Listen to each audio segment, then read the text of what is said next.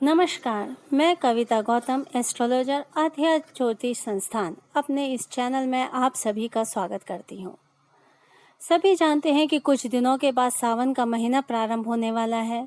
सावन का यह महीना भगवान शिव का एक अति प्रिय महीना है, क्योंकि सावन के महीने में भगवान शिव अवतरित होकर पृथ्वी पर आए थे और अपने ससुराल गए। तब ससुराल में उनका स्वागत अर्घ्य और जलाभिषेक से कराया गया। ऐसी मान्यता है कि हर सावन के महीने में भगवान शिव अपने ससुराल आते हैं और सावन के महीने में ही जल अभिषेक, दुग्ध अभिषेक और विशेष प्रकार की पूजा करके भगवान शिव को प्रसन्न करके हम आशीर्वाद प्राप्त करते हैं और मनोवांछित इच्छाएं प्राप्त करते हैं। सावन के पहले सोमवार से संकल्प लेकर जातक जातिकाएं 16 सोमवार का व्रत रखना प्रारंभ करते हैं ताकि उन्हें मनोवांछित फल प्राप्त हो सके। इसी को ही 16 सोमवार का व्रत रखने की प्रक्रिया कहते हैं। भगवान शिव की उत्पत्ति कैसे हुई, कब हुई? वैसे तो भगवान शिव खुद ही स्वयंभू हैं, अर्थात उनका जन्म नहीं हुआ, लेकिन शास्त्रों में उनके जन्म की विभिन्न कथाएं सुनने को मिलती हैं। जैसे पुराणों में कहा जाता है कि भगवान शिव की उत्पत्ति विष्णु भगवान के तेज से हुई थी, इसलिए वह मुद्रा की अवस्था में रहते हैं। इसी प्रकार श्रीमद् भागवत पुराण में कहा गया है कि अहंकारवश भगवान विष्णु और ब्रह्मा भगवान जी के बीच में भयंकर युद्ध हुआ। जिस युद्ध को शांत करने के लिए भगवान शिव एक जलते हुए खंभे से प्रकट हुए। वहीं विष्णु पुराण में कहा गया है कि ब्रह्मा जी को एक बालक की अत्यंत जरूरत थी, इसलिए उन्होंने कठोर तपस्या की। तब उनकी तपस्या से प्रसन्न होकर भगवान शिव एक अबोध बालक के रूप में उनकी गोद में प्रकट हुए। आइए अब हम बात करते हैं कि सावन का महीना अलग अलग प्रांतों में अलग अलग तिथियों में प्रारंभ होता है। इसका कारण क्या है? इसका कारण यह है कि दक्षिण और पश्चिमी प्रांतों में नया महीना अमावस्या के बाद शुरू होता है और हमारे यहाँ नया महीना पूर्णिमा से प्राप्त होता है। इसलिए हमारे यहाँ सावन का महीना पूर्णिमा के बाद प्रारंभ हो रहा है।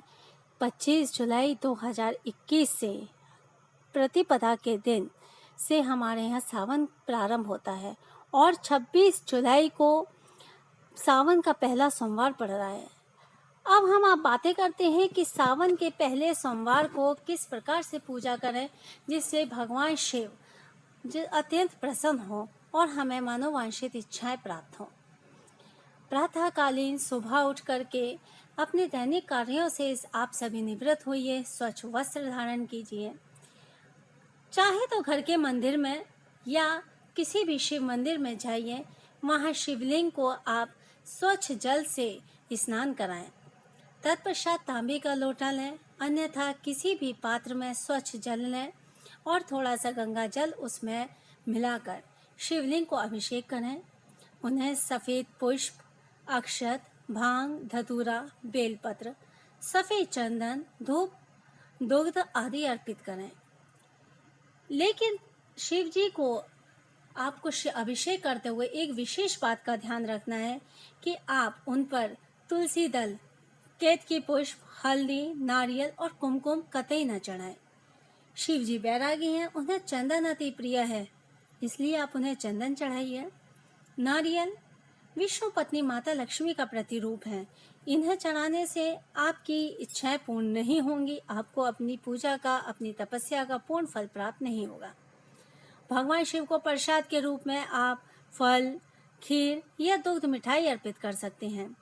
शिव चालीसा का पाठ कीजिए, शिव मंत्र का आप जाप करें और तत्पश्चात शिव आरती करें।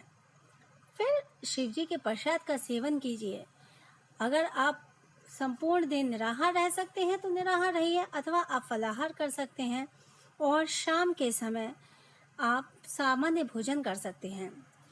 आप शिव जी की विशेष कृपा प्राप्त करने के लिए दूध, दही, घी, शहद, काले तिल आदि कई सामग्रियों से अभिषेक कर सकते हैं। एक जरूरी बात, अगर आपकी जन्म पत्री में मंगल दोष है या किसी भी प्रकार से मंगल ग्रह कमजोर है, तब आप मंगला गौरी की पूजा कीजिए। चमेली के तेल से हनुमान बाबा को चोला चढ़ाएं और चमेली के तेल का दीपक जलाएं। इसी प्रकार अगर आपकी किसी की भी जन्म पत्री में गुरु खराब है या चांडाल दोष है, तब आप भगवान शिव के साथ भगवान विष्णु जी की भी उपासना कीजिए।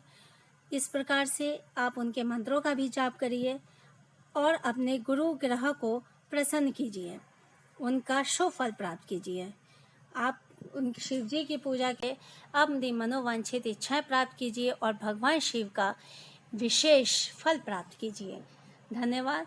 मुझे यकीन है कि आपको मेरा ये शिव जी के लिए मैंने आपको जो बोला है, जो पूजा बताई हैं, आप सभी को बहुत अच्छी लगी होंगी, आपको पसंद आई होंगी। अगर आप सबको पसंद आए तो प्लीज़ आप इसे लाइक कीजिए, शेयर एंड सब्सक्राइब कीजिए।